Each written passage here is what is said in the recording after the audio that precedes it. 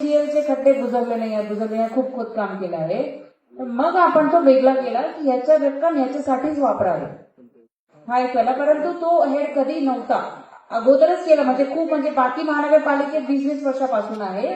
त्याबद्दल आपलं अभिनंदन आहे मॅडम. आमची विनंती अशी काही 10 कोटी जे आहे ते आतापर्यंत मग आपण सांगते. आता हे जे विषय आहे की जे सध्या जे निधी आहे त्याचं काय करायचं विषय काय आहे. MNGLचे आम्ही मागच्या वर्षी काही टेंडर केले रिस्टोरेशनचे. आम्ही रोड रिस्टोर पण केली, खडीकरण पण झालंय, कुठे कुठे WBM वगैरे झालाय. परंतु हाऊसहोल्ड कनेक्शन देण्यासाठी त्यांनी जे पैसे भरले त्याच्यात आम्ही जे रोड रिस्टोर केली परत फोडले आहेत.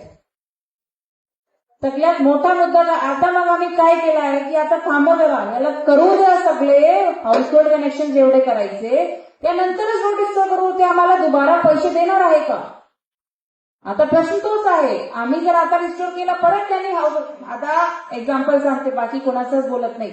माझे घरासमोर आयुक्तांच्या समोर, मान्य विभागीय आयुक्तांच्या घरांसमोर, तिथे जे सगळे अधिकारी SDM राहतात त्यांच्या घरासमोर MNGLची लाईन 2 वर्षापासून गेलेली आहे.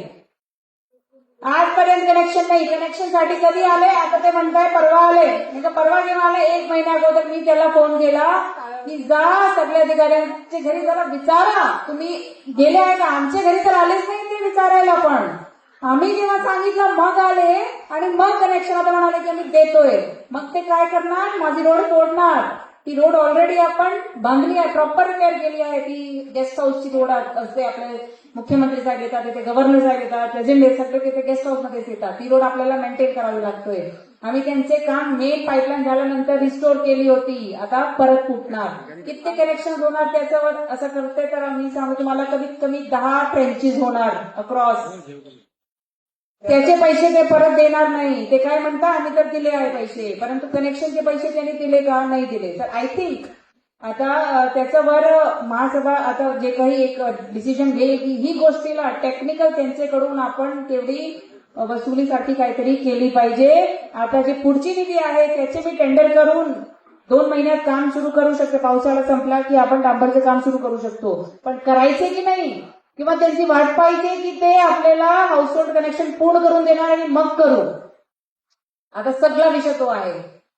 याच्यासाठी अजून सांगते, याच्यासाठी अजून आपण काय नियोजन त्यांना सांगितलं होतं 2 महिन्या अगोदर की सगळी तुमची GIS मॅपिंग करून द्या आणि आपले जे हे आहे लोकल स्टाफ सोबत आम्ही तुम्हाला अलाइन करू. घरोघरी जा आणि एक एरिया करत जा.